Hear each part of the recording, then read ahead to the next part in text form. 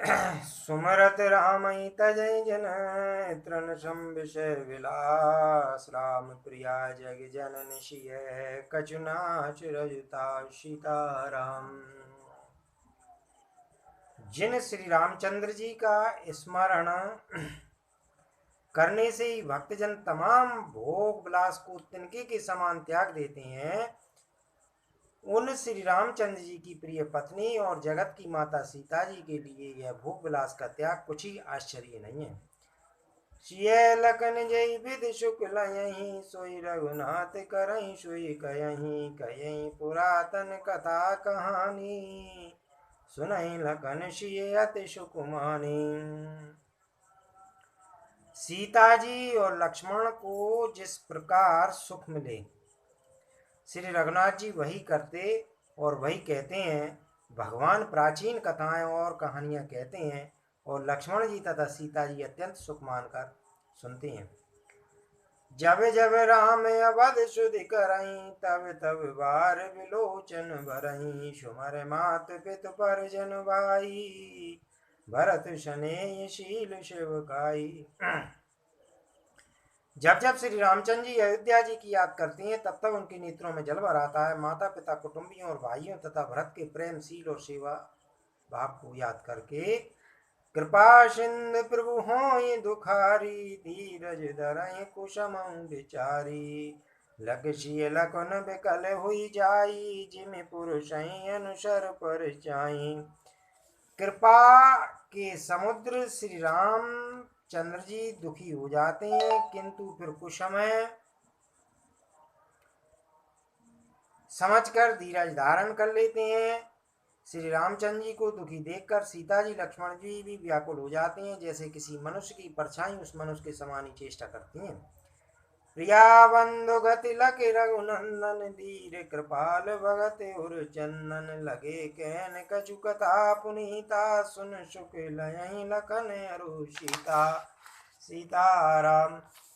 तब धीर कृपालु और भक्तों के हृदय को शीतल करने के लिए चंदन रूप रघुनंदन को आनंदित करने वाले श्री रामचंद्र जी प्यारी पत्नी और भाई लक्ष्मण जी दशा देखकर कुछ पवित्र कथाएं कहने लगते हैं, जिन्हें सुनकर लक्ष्मण जी और सीता जी सुख प्राप्त करते हैं।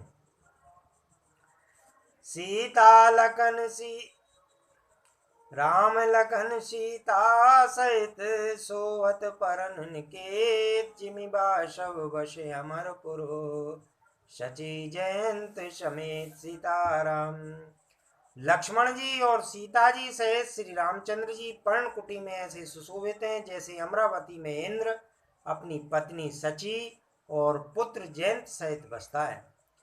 जोग वहीं प्रभु सिय लखनई कैसे पलक बिलोचन गोलक जैसे से वही लखन सिय रघुवीर जिमि अविवेक पुरुष शरीर सीताराम। प्रभु श्री रामचंद्र जी सीता जी और लक्ष्मण जी कैसी समान लगते हैं जैसे पलकों के नेत्रों के गोलकों की। इधर लक्ष्मण जी श्री सीता जी और श्री रामचंद्र जी की अथवा लक्ष्मण जी और सीता जी श्री रामचंद्र जी की ऐसी सेवा करते हैं जैसे अज्ञानी मनुष्य शरीर की करते हैं। यही विधि प्रभु वन बसई सुकारी कग मृग सुरता पशेत गारी कयऊ राम वन गवन सुहावा सुनऊ सुमंत्र अवध जिमियावा सीताराम।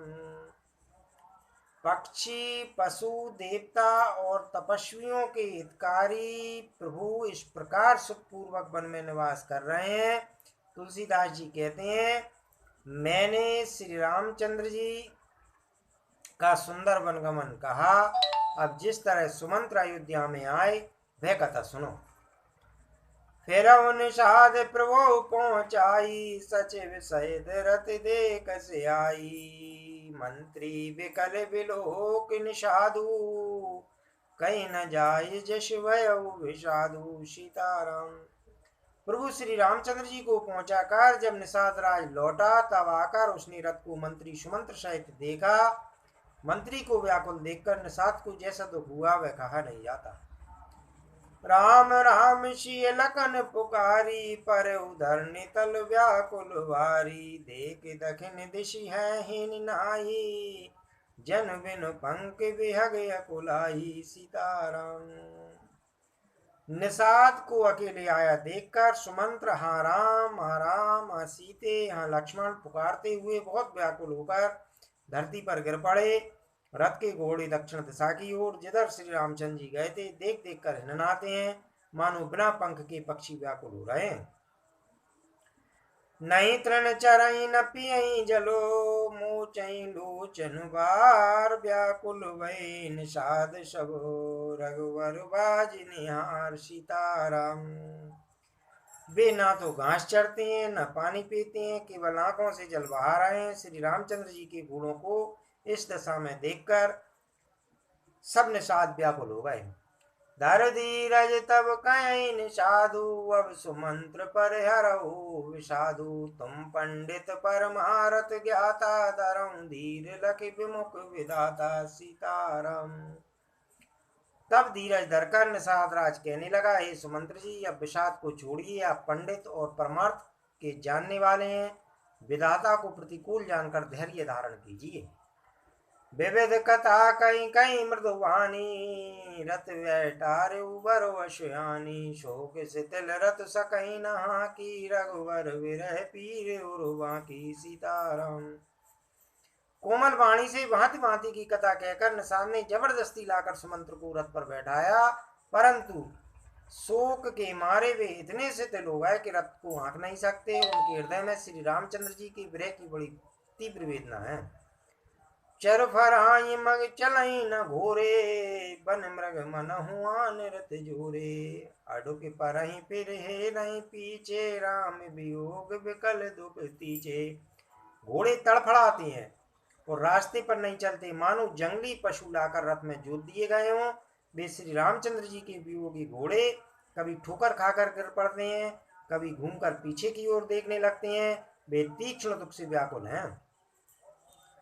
जो कह राम लखन वे देई, करते रही तेई। बाज विरह गति कहीं की जाती, बिन मनि फन के विकल जई भांति। सीताराम। जो कोई राम लक्ष्मण या जानकी का नाम ले लेता है, घोड़े हिकर हिकर कर उसकी ओर प्यार से देखने लगते हैं। घोड़ों की विरहदशा कैसे कही जा सकती है? वे ऐसे व्याकुल हैं जैसे मणि के बिना सांप व्याकुल होता है। भयउ निषाद विषाद वश, देखत सजीवित तुरंग। बोल सुसेवक चार तब, दिए सारथी संग। सीताराम। मंत्री और घोड़ों की यह दशा देखकर निषाद राज विषाद के वश हो गया। तब उसने अपने 4 उत्तम सेवक बुलाकर सारथी के साथ कर दिए। गुह सारथी फिर पहुंचाई, बिरौ विषाद वर्ण नहीं जाई। चले अवध ले रतई निषादा, होई छनई छन मगन विषादा। सीताराम।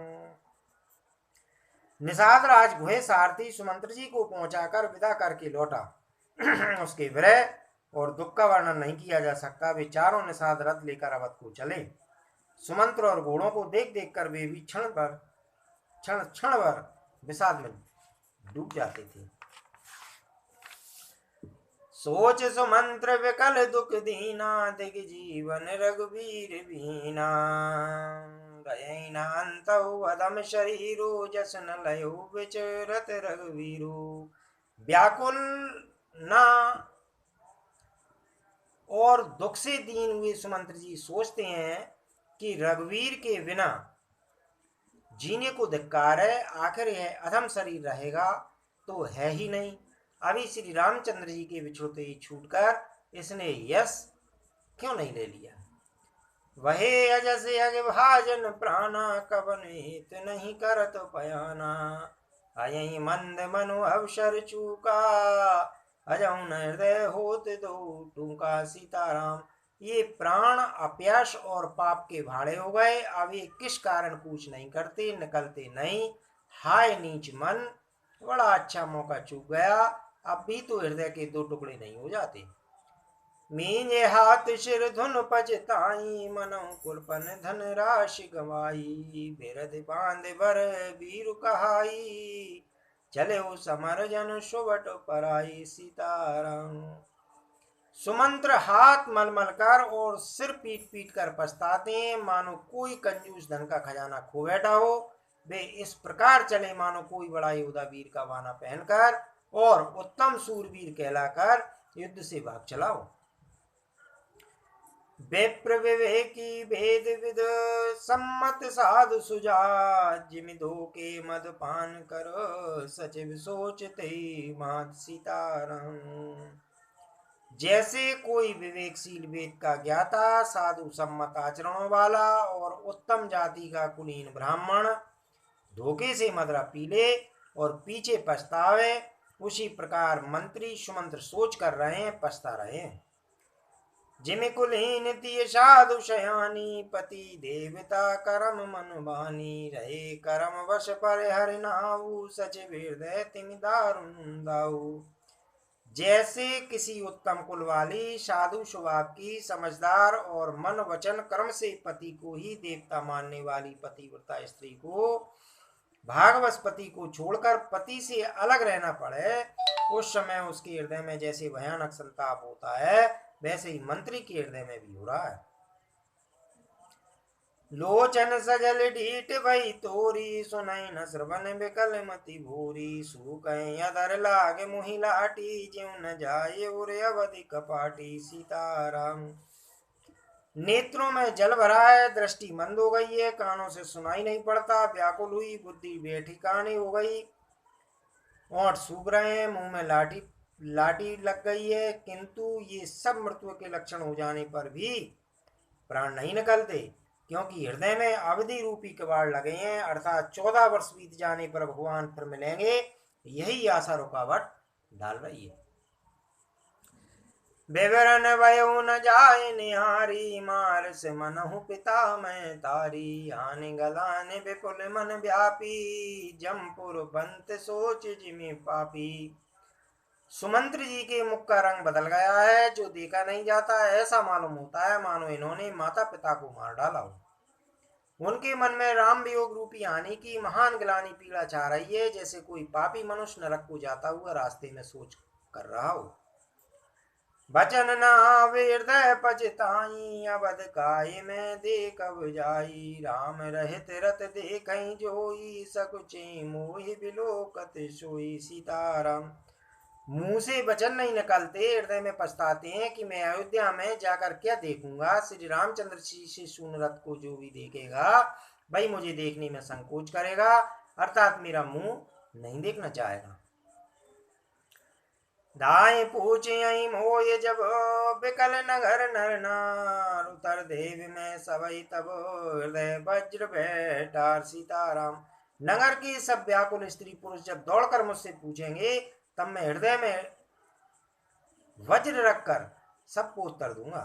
पूछे दीन दुखित सब माता, कह काय में तिनहि विधाता, पूछे जमई लखन में तारी, कयों कवन संदेश सुखारी। सीताराम। जब दीन दुखी सब माताएं पूछेंगी, तब हे विधाता मैं उन्हें क्या कहूंगा। जब लक्ष्मण जी की माता मुझसे पूछेगी, तब मैं उन्हें कौन सा सुखदायी संदेश कहूंगा। राम जनन जब आई दाई, सुमर वज्र जिमि धैनु लवाई, पूछत उतर देव में तेई, गए वन राम लखन वे देई। सीताराम। श्री रामचंद्र जी की माता जब इस प्रकार दौड़ी आएंगी, जैसे नई ब्याही हुई गाय बछड़े को याद करके दौड़ी आती है, तब उनके पूछने पर मैं उन्हें यह उत्तर दूंगा कि श्री राम लक्ष्मण सीता वन को चले गए। जो ही पूछे ते उतरु देवा, जाए अवध अब यऊ सुख लेवा, पूछे जब ही राहु दुख दीना, जीवन जासु रघुनाथ अदीना। सीताराम। जो भी पूछेगा उसे यही उत्तर देना पड़ेगा, हाय अयोध्या जाकर अब मुझे यही सुख लेना है। जब दुख से दीन महाराज, जिनका जीवन श्री रघुनाथ जी के दर्शन के अधीन ही है, मुझसे पूछेंगे। देऊं उतर कौन मुँह लाई, आयूं कुशल कुंवर पहुँचाई। सुनत लखन सिय राम संदेशु, तृण जिमि तनु पर हरऊ नरेशु। सीताराम। तब मैं कौन सा मुंह लेकर उन्हें उत्तर दूंगा कि मैं राजकुमारों को कुशल पूर्वक पहुंचा आया हूँ। लक्ष्मण, सीता और राम समाचार सुनते ही महाराज तिनके की तरह शरीर को त्याग देंगे। हृदय न बेदर्यो पंकजिमी, विचरत प्रीतम नीर। जानत हो मोए दीन विधि, यहू जात न शरीर। सीताराम। प्रियतम श्री रामचंद्र जी रूपी जल के बिछुड़ते ही मेरा हृदय कीचड़ की तरह फट नहीं गया। इससे मैं जानता हूँ कि विधाता ने मुझे यह आत्मा शरीर ही दिया है, जो पापी जीवों को नरक भोगने के लिए मिलता है। यही विधि करत पंत पछतावा, तम सा तीर तुरत रत आवा। विधा किए कर विनय निषादा, फिरे पाए पर विकल विषादा। सुमंत्र इस प्रकार मार्ग में पछता रहे थे, इतने में ही रथ तुरंत तमसा नदी के तट पर आ पहुंचा। मंत्री ने विनय करके चारों निषादों को विदा किया। वे विषाद से व्याकुल होते हुए सुमंत्र के पैरों में पड़कर लौटे। बैठत नगर सचिव सकुचाई, जन मार गुरु बावन गाई। बैठ विटब तर दिवसु गवावा, सांझ समय तब अवसर पावा। नगर में प्रवेश करते मंत्री गिलानी के कारण ऐसे शक चाहते हैं मानो गुरु ब्राह्मण या गौ को मारकर आए हों। सारा दिन एक पेड़ के नीचे बैठकर बिताया, जब संध्या हुई तब मौका मिला। अवध प्रवेश कीन अंधियारे, पैठ भवन रतुरा के द्वारे। जिन जिन समाचार सुन पाए, भूप द्वार रत देखन आए। सीताराम। अंधेरा होने पर उन्होंने अयोध्या में प्रवेश किया और रथ को दरवाजे पर खड़ा करके वे चुपके से महल में घुसे। जिन जिन लोगों ने यह समाचार सुन पाया, वे सभी रथ देखने को राजद्वार पर आए। रथ पहचान विकल लकी घोरे, गरई घात जिमिया तप होरे। नगर नार नर व्याकुल कैसे, निगटत नीर मीन गन जैसे। सीताराम। रथ को पहचान कर और घोड़ों को व्याकुल देखकर उनके शरीर ऐसे गले जा रहे हैं, ऐसे क्षीण हो रहे हैं जैसे घाम में ओले। नगर के स्त्री पुरुष ऐसे व्याकुल हैं जैसे जल के घटने पर मछलियां व्याकुल हो जाती हैं। सचिव आगमन सुनत सबो, विकल वयो रनवास। भवन भयंकर लागते, मानव प्रेत निवास। सीताराम। मंत्री का अकेले ही आना सुनकर सारा रनवास व्याकुल हो गया। राजमहल को उनको ऐसा भयानक लगा मानो प्रेतों का निवास स्थान शमशान हो। अति आरत सब पूछे रानी, उतरना विकल वही वानी। सुनई न श्रवण नैन नहीं सूजा, कहूँ कहाँ नृपते ते भूजा। सीताराम। अत्यंत आर्त होकर सब रानियां पूछती हैं, पर सुमंत्र को कुछ उत्तर नहीं आता। उनकी वाणी विकल हो गई, रुक गई है। न कानों से सुनाई पड़ता है और न आंखों से कुछ सूझता है। वे जो सामने आता है उससे पूछते हैं, कहो राजा कहाँ है। दासन दीक सचिव विकलाई, कौशल्या ग्रह गई लवाई। जाय सुमंत्र दीक कस राजा, मी रहत जनु चंद विराजा। दासियां मंत्री को व्याकुल देखकर उन्हें कौशल्या आदि के महल में लवा गई। सुमंत्र ने जाकर महाराजा को कैसा बैठे देखा, मानो बिना अमृत के चंद्रमा हो। आसन सैन विभीषण हीना, पर भूमि तल निपट मलीना। ले ये सास सोच यही भांति, सुरपुर तय जनु खसे जजाति। राजा आसन संज्ञा आभूषणों से रहित बिल्कुल मलिन उदास पृथ्वी पर पड़े हुए हैं। वे लंबी सांसें लेकर इस प्रकार सोच करते हैं मानो राजा ययाति स्वर्ग से गिरकर सोच कर रहे हो। लेत सोच वर छिन छिन चाती, जन जर पंख पर संपाति। राम राम कह राम शनेई, पुनि कह राम लखन वे देई। सीताराम। राजा क्षण क्षण में सोच से छाती भर लेते हैं। ऐसी विकल दशा है मानो गीधराज जटायु का वायु संपाति पंखों के जल जाने पर गिर पड़ा हो। राजा बार बार राम राम, हाँ स्नेही प्यारे राम कहते हैं, फिर हाँ राम, हाँ लक्ष्मण, हाँ जानकी ऐसा कहने लगते हैं। देख सचिव जय जीव कहीं कीने उदंड प्रणाम। सुनत उठे व्याकुल नृपते कहूँ सुमंत्र कहाँ राम। मंत्री ने देखकर जय जीव कहकर दंडवत प्रणाम किया। सुनते ही राजा व्याकुल होकर उठे और बोले, सुमंत्र कहो राम कहाँ है। भूप सुमंत्र लीने और लाई बूढ़त कछुआधार जनु पाई। सहित सने निकट बैठारी पूछत राव नैन भरवारी सीताराम। राजा ने सुमंत्र को हृदय से लगा लिया, मानो डूबते हुए आदमी को कुछ सहारा मिल गया हो। मंत्री को स्नेह के साथ पास में बैठाल कर नेत्रों में जल भरकर राजा पूछने लगे, राम कुशल कहूँ सखा सनहि कह रघुनाथ लखन बेदे। आने फेर की बनहि सिधाए सुनत सचिव लोचन जल छाए। हे मेरे प्रेमी सखा, श्री रामचंद्र जी की कुशल गाओ बताओ। श्री राम लक्ष्मण और जानकी कहाँ हैं? उन्हें लौटा लाए हो या वे वन को चले गए? यह सुनते ही मंत्री के नेत्रों में जल भर आया। शोक विकल पुनि पूछ नरेशु कहूँ सिय राम लखन संदेशु। राम रूप गुणशील स्वभाव सुमर सुमर और सोचत राऊ। सीताराम। शोक से व्याकुल होकर राजा फिर पूछने लगे, सीताराम और लक्ष्मण संदेशा तो कहो। श्री रामचंद्र जी के रूप गुण शील और स्वभाव को याद कर करके राजा हृदय में सोच करते हैं। राम सुनाई दीन बनवासु सुन मन भयो न हर्ष हरासु। सो सुत विचरत गए न प्राणा को पापी बड़ मोह समाना। सीताराम। और कहते हैं, मैंने राजा होने की बात सुनाकर वनवास दे दिया है, सुनकर भी जिस राम के मन में हर्ष और विषाद नहीं हुआ, ऐसे पुत्र के बिछुड़ने पर भी मेरे प्राण नहीं गए, तब मेरे समान बड़ा पापी कौन हुआ। सखा राम सिय लखन जय ताम होय पहुँचाओ। नाहित चाहत चलन अब प्राण कहो सतिवाऊ। सीताराम।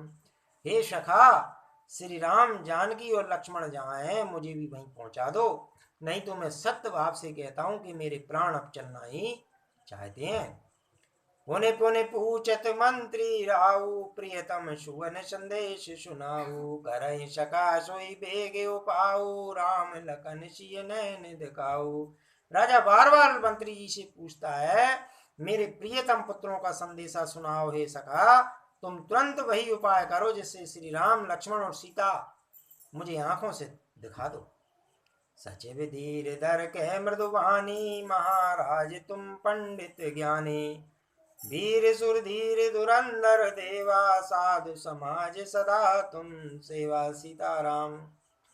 मंत्री धीरज धरकर कोमल वाणी बोले, महाराज आप पंडित और ज्ञानी हैं। हे देव, आप सूरवीर तथा उत्तम धैर्यवान पुरुषों में श्रेष्ठ हैं। आपने सदा साधुओं के समाज का सेवन किया है। जन्म मरण सब दुख सुख भोगा हान लाभ प्रिय मिलन वियोगा। काल कर्म वश होई गुसाई बरवश रात दिवस की नाई। सीताराम। जन्म मरण सुख दुख के भोग हानि लाभ प्यारों का मिलना बिछड़ना, ये सब हे स्वामी काल और कर्म के अधीन रात और दिन की तरह बरवश होते रहते हैं। सुख हर सही जड़ दुख बिलकाई दोषम धीर धरई मन माई। धीरज धरऊ विवेक विचारी छाड़े सोच सकल हितकारी। सीताराम। मूर्ख लोग सुख में हर्षित होते हैं और दुख में रोते हैं, पर धीर पुरुष अपने मन में दोनों को समान समझते हैं। हे सबके हितकारी रक्षक, आप विवेक विचार कर धीरज धरिए और शोक का परित्याग कीजिए। प्रथम बास तम सावयो दूसर सुर सरिती। नाय रहे जल पान कर सिए समेत दो वीर। सीताराम। श्री रामचंद्र जी का पहला निवास मुकाम तमसा के तट पर हुआ, दूसरा गंगा तीर पर। सीता जी सहित दोनों भाई उस दिन स्नान करके जल पीकर ही रहे।